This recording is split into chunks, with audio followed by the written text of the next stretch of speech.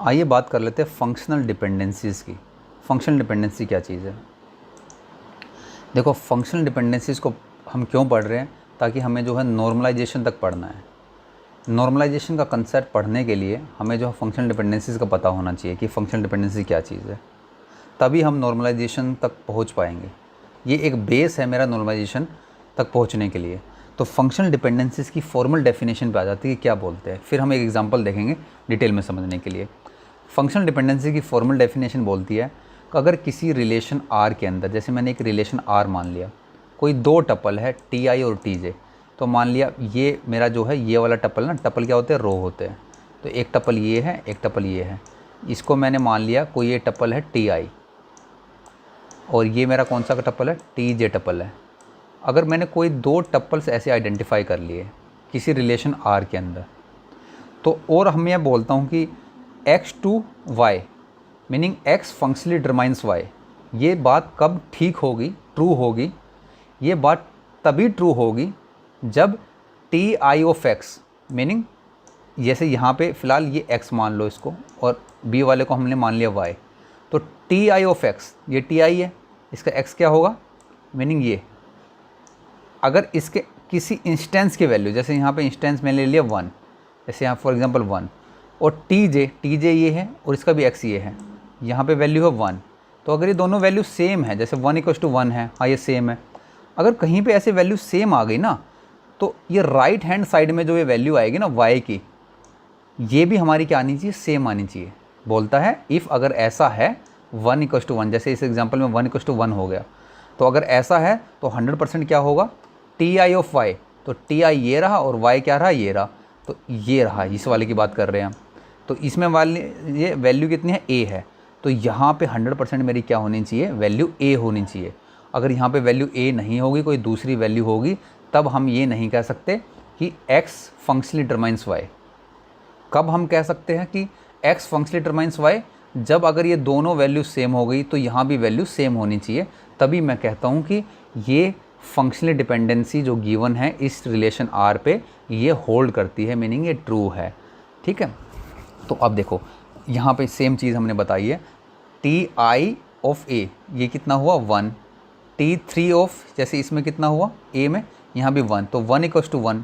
तो ये अगर ऐसा है, यस ट्रू है ये चीज़, तो क्या होना चाहिए, टी आई ऑफ वाई, यहाँ पे कितना है, ए है, और यहाँ पे कितना है, यहाँ भी मेरा ए ही होना चाहिए, तभी ये फंक्शनली डिटरमाइन कर पाएगा। तो इस रिलेशन के लिए मैं बात क्या लिख सकता हूँ, ए फंक्शनली डिटरमाइंस बी। ये फ़िलहाल मैं कह सकता हूँ इस पर्टिकुलर रिलेशन के लिए जो इंस्टेंस वैल्यूज़ गिवन है। लेकिन अगर फ्यूचर में अगर ऐसा हो कि यहाँ पे वैल्यू जो है किसी टपल की, फॉर एग्जांपल मैं एक टपल और ड्रॉ कर लेता हूँ इधर, यहाँ पे वैल्यू जो है 1 आ जाए, लेकिन यहाँ पे वैल्यू आ जाए c, तो तब क्या मैं ये बात कह पाऊँगा? अब देखो, अगर ऐसी बात होगी तो हम क्या बोलेंगे, यहाँ पे वैल्यू है 1, ठीक है, कोई दूसरा टपल सेलेक्ट कर लो, मान लिया ये वाला ले लिया हमने जो नया ऐड किया है, इसकी भी वैल्यू 1 है, तो 1 = 1 तो है, तो इसके कॉरस्पॉन्डिंग जो टपल्स होंगे, जो इंस्टेंसेस होंगे, उनकी भी वैल्यू सेम होनी चाहिए। इसके कॉरस्पॉन्डिंग क्या है, वैल्यू ए है, इसके कॉरस्पॉन्डिंग क्या वैल्यू है, यहाँ पे इस 1 के कॉरस्पॉन्डिंग जो हमने लिया है वैल्यू सी है, तो ए = सी तो नहीं हुआ, तो हम ये नहीं कह सकते फिर ए फंक्शनली डिटरमाइंस बी है, ये ऐसा नहीं कह सकते हम। तो अगर ऐसी बात होगी तो हम क्या बोलेंगे, भाई जो ये गिवन है ना ए फंक्शनली डिटरमाइंस बी, ये गलत है, इसको हमें रूल आउट करना पड़ेगा, इसको हटाना पड़ेगा। रूल आउट का मीनिंग इसको हटाना पड़ेगा। इतनी बात समझ में आ रही है? अब देखो सेकंड एग्जांपल देखते हैं। एक तो बात ये हुई, अब इस एग्जांपल में देखो, हमने कहा यहाँ पे वैल्यू क्या है, 1 है, किसी टप्पल में ए एट्रीब्यूट के अंदर इसकी वैल्यू 1 है, और यहाँ पे इसकी वैल्यू कितनी है, 2 है।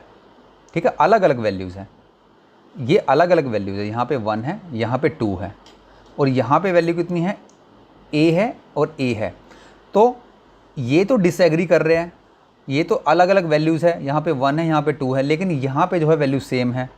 ठीक है, तो अब बोलने का मीनिंग क्या हुआ, यहाँ पे वैल्यू सेम हो भी सकती है दोनों की, और वैल्यू सेम नहीं भी हो सकती, दोनों ही केस में ये चीज़ ट्रू है।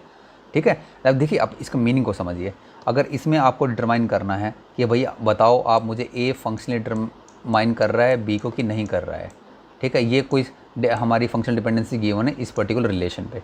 तो क्या करेंगे, हम ऐसा करेंगे, ठीक है भाई, ए की कोई वैल्यू उठाओ, यहाँ पे 1 है तो 1 है, इसके कोरस्पॉन्डिंग कितना है, ए है। क्या दूसरा कोई ऐसा टपल है जहाँ पे वैल्यू 1 हो, नहीं है कोई ऐसा टपल। तो हम कह सकते हैं ए के इंस्टेंस वैल्यू जिसकी टपल के किसी एट्रीब्यूट की वैल्यू 1 है, तो यहाँ पे बी की वैल्यू क्या है, ए है।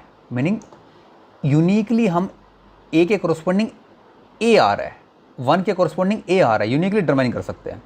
सिमिलरली अब देखो, अगर मैं ए की वैल्यू ये बोलूँ कि अब इसको नहीं लेंगे हम, खाली 2 अगर 2 को मैच करेंगे, यहाँ पे 2 है, यहाँ पे 2 है, तो यहाँ पे क्या होना चाहिए, यहाँ पे बी है तो यहाँ भी क्या होना चाहिए, बी ही होना चाहिए, राइट। तो लेकिन यहाँ पे 2 के कोरस्पॉन्डिंग तो बी है और 2 के कोरस्पॉन्डिंग यहाँ क्या है, बी तो है नहीं, ए है। तो इसका मतलब ए फंक्शनली डिटरमाइन नहीं कर रहा बी को, तो हमें इसको क्या करना पड़ेगा, रूल आउट करना पड़ेगा। तो वही चीज़ हमने जो है दूसरे तरीके से यहाँ बताई है कि अगर किसी टप्पल में वैल्यूज़ अगर सेम नहीं होती, जैसे यहाँ पे 1 और 2 ये वैल्यूज़ तो सेम नहीं है, डिसएग्री कर रहे हैं, तो ज़रूरी नहीं है कि यहाँ भी जो है डिसएग्रीमेंट होगा। मीनिंग यहाँ वैल्यू सेम हो सकती है या इन दोनों में जो है हमारी वैल्यूज़ डिफरेंट भी हो सकती है, राइट। अब इसके अंदर देखो, क्या मुझे फंक्शनली डिटरमाइन करके देखना है कि ये ए फंक्शनली डिटरमाइन कर रहा है बी को कि नहीं कर रहा है।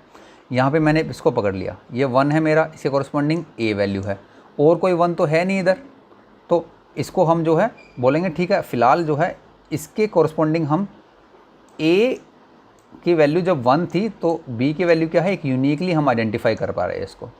अब यहाँ पे देखो, लेकिन ए के इन टपल्स को देखो, ए की वैल्यू यहाँ पे 2 थी, यहाँ तो वैल्यू इसकी बी है, और ये 2 है तो यहाँ पे वैल्यू इसकी डी है।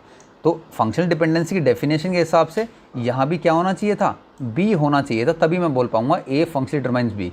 लेकिन अब क्या हुआ, अगर 2 टपल्स में वैल्यू सेम है ना, यही तो डेफिनेशन थी इसकी, अगर 2 टपल्स में वैल्यू सेम है, जैसे 2 और 2, तो यहाँ भी वैल्यू सेम होगी, तभी मैं बोल पाऊँगा ए फंक्शनली डिटरमाइन कर रहा है बी को।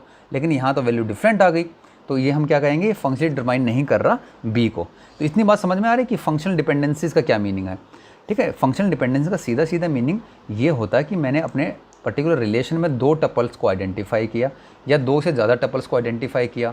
जिन टपल्स को भी मैंने आइडेंटिफाई किया है उसमें जो है एक्स एट्रीब्यूट्स या जो भी उसका एट्रीब्यूट है, उस एट्रीब्यूट के पर्टिकुलर जो मैंने टपल्स आइडेंटिफाई करे हैं वहाँ पे उनकी वैल्यूज़ क्या है, उनको वैल्यूज़ मान लिया सेम है, तो उसके कॉरस्पॉन्डिंग जो दूसरा टपल दूसरा एट्रीब्यूट है वहाँ भी इंस्टेंस वैल्यूज़ जो है सेम होनी चाहिए, तभी मैं बोलूँगा कि ए फंक्शन डिटरमाइन कर रहा है बी को।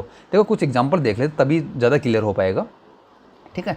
अब देखो, अब इससे पहले हम ये कर लेते हैं कि यही हमने फंक्शनल डिपेंडेंसी का जो कंसेप्ट पढ़ा था वो क्यों पढ़ रहे हैं हम, इसलिए तो पढ़ रहे हैं कि हम जो है अपने टेबल्स को जो है स्प्लिट कर पाए। देखो हमने 2 तरीके पढ़े थे, रिमेंबर करो, या तो हम जो है टेबल्स को 2 एट्रीब्यूट्स में तोड़ ले, जिसको हम बोला था कि ये बाई कोऑर्डिनेट नॉर्मल फॉर्म होगा, या फिर हम कहें कि नहीं भाई ऐसा तो पॉसिबल नहीं है कि क्योंकि एट्रीब्यूट्स बहुत सारे हैं और 2 टुकड़ों में अगर हम तोड़ेंगे तो उससे क्या होगा, जब हम उनको कंबाइन करेंगे तो बहुत ज़्यादा ओवरहेड लगेगा, क्योंकि हमें सिंगल टेबल बनाना है। तो फिर हम दूसरा कंसेप्ट क्या लेके आए कि ठीक है हम कुछ फॉर्मल मेथड्स का यूज़ करेंगे। फॉर्मल मेथड्स में हमने क्या कहा कि फंक्शनल डिपेंडेंसी एक इस तरह का फॉर्मल मेथड है, उससे हमें ये एक्सपेक्टेशन है कि इससे हमारा टेबल 2 हिस्सों में टूट जाएगा और हमारा जो है टेबल की जो स्टेट्स होगी वो गुड डिज़ाइन फॉर्म में आ जाएगी, राइट। तो इसलिए हम फंक्शनल डिपेंडेंसी पढ़ रहे थे। तो अब देखते हैं, अब फंक्शनल डिपेंडेंसीज़ के कंसेप्ट के थ्रू जब हमने टेबल्स को 2 में स्प्लिट किया तो क्या वो एक गुड डिज़ाइन फॉर्म में आ गया। गुड डिज़ाइन फॉर्म का मतलब क्या था, वो which is free of all the anomalies, which is having the minimum repetition, duplicate record जिसमें कम हो। जैसे ये एग्जांपल है, यहाँ पे एक सिंगल रिलेशन दिया हुआ था मुझे, यहाँ पे सुपरवाइजर आईडी, डिपार्टमेंट आईडी और कुछ नेम्स, कैंडिडेट्स के नेम दे रखे हैं। इसमें सिंगल रिलेशन में प्रॉब्लम देखो क्या है, ये भी डुप्लीकेट है, 1A 1A 1A बार बार रिपीट हो रहा है, 1A 1A 1A, तो डुप्लीकेट रिकॉर्ड था। ये देखो 2B यहाँ भी है, 2B यहाँ भी है।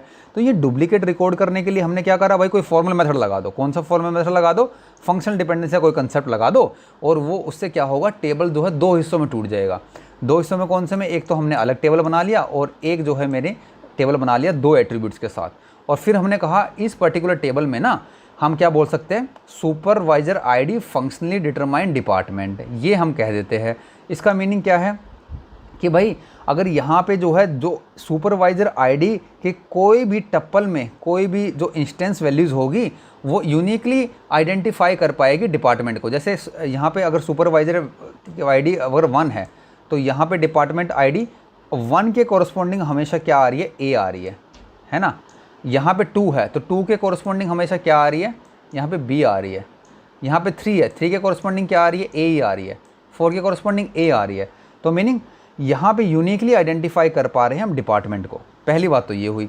लेकिन ऐसा करने से फंक्शनली तो हमने डिपेंडेंसी शो कर दी इसके अंदर, लेकिन प्रॉब्लम कहाँ आ रही है अभी भी। देखो अभी भी हमारा डेटा रिपीटेड है, ए अभी भी हमने पूरा का पूरा डुप्लीकेसी ख़त्म नहीं करी है। लेकिन भाई इतना बड़ी डुप्लीकेसी से ए जो बार बार रिपीट हो रहा था, कम से कम हमने इसको मिनिमम तो कर दिया है।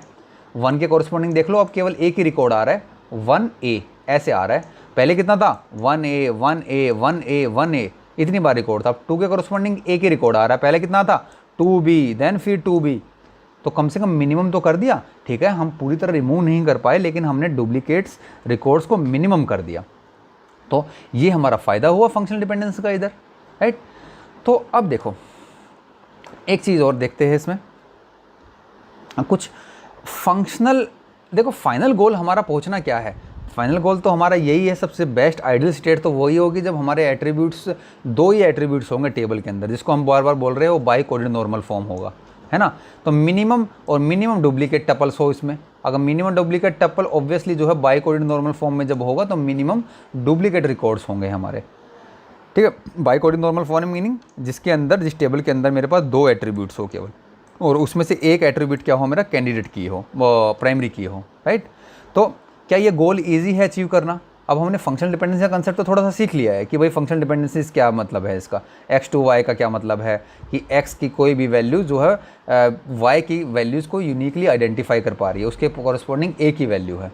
अब ये BCNF तक पहुंचने के लिए हमें इस पर्टिकुलर फॉर्म तक, लास्ट गोल तक पहुंचने के लिए हमें कुछ बहुत सारी अलग अलग तरह की फंक्शनल डिपेंडेंसी के थ्रू होके जाना पड़ता है। तो अलग अलग फंक्शनल डिपेंडेंसी की मुझे कुछ अलग अलग टाइप्स है। तो पहले देखो, पहली कौन सी टाइप है, एक होती है हमारी ट्रिवियल फंक्शनल डिपेंडेंसी, एक होती है हमारी नॉन ट्रिवियल, एक होती है हमारी सेमी ट्रिवियल। तो ट्रिवियल फंक्शनल डिपेंडेंसी कब बोलता हूँ, इतना तो बात समझ में आ गई कि भाई ये इस तरह के सिंबल को हम बोलते हैं कि ए फंक्शनली डिटरमाइन से, A B functionally determine, A B इकट्ठा मिल के जो है क्या बोल रहा है कि भाई मैं डिटरमाइन कर सकता हूँ ए को, A B C functionally determine B, मतलब तीनों के तीनों एट्रीब्यूट्स मिलके क्या कह रहे हैं कि मैं जो है बी की वैल्यू को यूनिकली डिटरमाइन कर सकता हूँ, इसका ये मतलब है। तो ये तुम्हारी 3 तरह की फंक्शनल डिपेंडेंसीज है। पहले ट्रिवियल का मतलब होता है बड़ी सिंपल, बड़ा आसान, बिल्कुल ऑब्वियस जो चीज़ होती है कि भाई ये तो बड़ी सिंपल है। जैसे मैं बोलूँ 2 × 2 4, ये तो बड़ा ऑब्वियस है, बड़ा सिंपल सी लॉजिक है। तो ये ट्रिवियल फंक्शनल डिपेंडेंसी कौन सी होती है, जहाँ पे x मेरा सुपर सेट होता है y का। मीनिंग जैसे यहाँ पे एग्जांपल देखो, ए बी डिटरमाइंस ए, तो भाई ये ए तो ऑलरेडी कंटेंड है ना ए बी के अंदर। तो ये अगर मैं इसको इस साइड वाले को x मानूँ, लेफ्ट हैंड साइड को, और यहाँ इस साइड को मैं y मानूँ, तो ये क्या होगा, एक सारा का सारा कंटेंट हो रहा है ए बी के अंदर। तो क्या कह सकते हैं कि x सुपर सेट हुआ यहाँ पे y का। ठीक है, इस वाले में देखो A B C functionally determines B, तो यहाँ पे क्या b ऑलरेडी कंटेंट है किसके अंदर, ए बी सी के अंदर। तो ए बी सी ये मेरा, अगर इसको मैं x मानूँ तो ये क्या है, सुपर सेट है मेरा ये। अगर इस वाले हिस्से को मैं y मानूँ तो ये सुपर सेट हुआ कि नहीं हुआ, x मेरा सुपर सेट हुआ किसका, y का। मीनिंग ए बी सी, यहाँ जो ए बी सी है ये हुआ, और यहाँ पे ये क्या हुआ, b हुआ y। ठीक है, तो b ऑलरेडी कंटेंट है। तो ये क्या हुआ मेरा, अगर इस तरह से है, इस तरह की कोई फंक्शनल डिपेंडेंसी आ जाए तो उसको हम बोलते हैं ये तो ट्रिवियल फंक्शनल डिपेंडेंसी। ये तो बिट ऑब्वियस बात है कि भाई ये फंक्शनल डिपेंडेंसी होल्ड करेगी ही करेगी। इसका मीनिंग और दोबारा से समझ लेते हैं। जैसे ये हमने देखा ए बी फंक्शनली डिटरमाइंस ए, इसका क्या मीनिंग है। जैसे मैंने कोई ये बोल दिया कि भाई ए और बी, ठीक है ना, ये टेबल है मेरा कोई, इसमें 2 एट्रीब्यूट्स है, और इसमें क्या गिवन है, कोई इंस्टेंस वैल्यू 1 है, इसकी वैल्यू मान लिया हमारी क्या है, ए है, यहाँ पे वैल्यू इसकी 2 है, यहाँ पे इसकी वैल्यू b है, फिर हमारा कहीं जाके 1 है दोबारा से, और इसकी वैल्यू क्या है हमारी a है। तो अब मैं क्या बोल रहा हूँ, अगर मैं इस टेबल पे लिखता हूँ A B functionally determines a, तो इसका क्या मीनिंग हुआ, ए बी दोनों मिलके इसकी वैल्यू फंक्शनली डिटरमाइन कर यूनिकली डिटरमाइन कर सकते हैं किसकी वैल्यू, ए की। जैसे दोनों मिलके यहाँ पे 1a है, अगर दोनों मिलके क्या हुआ ए बी के, जैसे इस टपल को देखो अब फंक्शनली डिटरमाइन की डेफिनेशन के हिसाब से ले लो फंक्शनल डिपेंडेंसी की, तो यहाँ पे 1a हुआ, ए कॉलम में इसकी वैल्यू कितना है 1a, ठीक है। तो ये 1a कोरस्पॉन्ड किसको कर रहा है, वैल्यू ए की वैल्यू कितनी है 1। कोई दूसरे टपल में, मीनिंग इस टपल की बात कर लेते हैं, तो यहाँ पे ए बी की वैल्यू कितनी है 1a। अगर ये दो वैल्यू सेम हो गई अब, तो यहाँ भी वैल्यू क्या आनी चाहिए, सेम आनी चाहिए। तो बताओ ए की वैल्यू कितनी है, ए की वैल्यू कितनी है, ये भी 1 है, ठीक है। तो अब ये तो बाय फंक्शनल डिपेंडेंसी की डेफिनेशन के हिसाब से बिल्कुल ट्रू बात हो गई कि दो टपल्स में अगर वैल्यू सेम है तो इधर राइट हैंड साइड पे भी वैल्यू सेम होनी चाहिए। तो ये A B functionally determines A, it holds true, ये ट्रू बात है। तो जितनी भी फंक्शनल ट्रिवियल फंक्शनल डिपेंडेंसीज होती है ना, वो क्या होती है मेरी, वो ऑब्वियस होती है, उसमें ज़्यादा हमें दिमाग लगाने की ज़रूरत नहीं है। ए ऑलवेज फंक्शनल डिटरमाइंस ए, ये होगा ही होगा। कोई टेबल बना के भी देख लोगे तो ये बात होगी होगी, हमेशा पक्की होगी। उस कोई टेबल बना लो ए बी सी, उसमें कुछ भी इंस्टेंसेस पुट करते जाओ आप, कुछ भी रैंडमली वैल्यू पुट करते जाओ, ये बात हमेशा ट्रू होगी ही होगी उसके अंदर, ठीक है। अब नॉन ट्रिवियल फंक्शनल डिपेंडेंसी ये बड़ी यूज़फुल है। इसमें हम जो है काफ़ी सारी जो है आगे एग्जांपल्स भी देखेंगे इसके नॉन ट्रिवियल फंक्शनल डिपेंडेंसी की, जो हमारा इंटरेस्ट का पार्ट है। इसमें क्या बोल रहा है, ये जो लेफ्ट हैंड साइड है ना, ये पार्ट x, और ये राइट हैंड साइड वाला पार्ट बोलते हैं y को, ठीक है। इन दोनों का जो है, इन दोनों का कॉमन, ये क्या है, कॉमन एट्रीब्यूट, इनमें कोई भी कॉमन एट्रीब्यूट नहीं है, मीनिंग फाई है। इन दोनों का अगर मैं जो है सबसेट निकालता हूँ, x इस सबसेट सबसेट नहीं, कॉमन एट्रीब्यूट निकालते हैं x, अगर इस तरह से हम इसे कॉमन एट्रीब्यूट निकालते तो वो क्या है, फाई है ना, मीनिंग कुछ नहीं है, इनमें कोई कॉमन एट्रीब्यूट नहीं होना चाहिए। जैसे a फंक्शन डिटरमाइन b, कोई कॉमन दिख रहा है, कोई कॉमन नहीं है। यहाँ पे a है x की साइड में, इधर b c है, कोई कॉमन नहीं है इनमें। इधर a b है, इधर c d है, कोई कॉमन नहीं है। तो इस तरह की फंक्शनल डिपेंडेंसी जो है हमारी यूज़ की है, देखेंगे किस तरह का यूज़ है इनका। तो अब फिलहाल के लिए जानो कि इनको हम इस तरह की फंक्शनल डिपेंडेंसी जिसमें कोई भी एट्रीब्यूट मेरा कॉमन ना हो, उसको हम क्या बोलते हैं, नॉन ट्रिवियल फंक्शनल डिपेंडेंसी बोलते हैं।